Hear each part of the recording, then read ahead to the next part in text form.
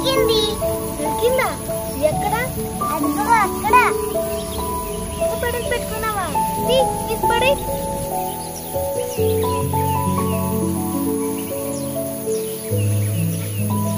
చూసారా, మీరు వాడిన మాస్కులు ఎక్కడ పడితే ఎక్కడ పాడేయకండి.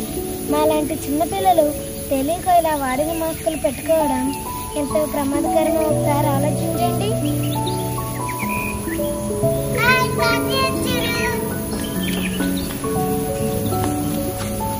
మాస్కులు తెచ్చే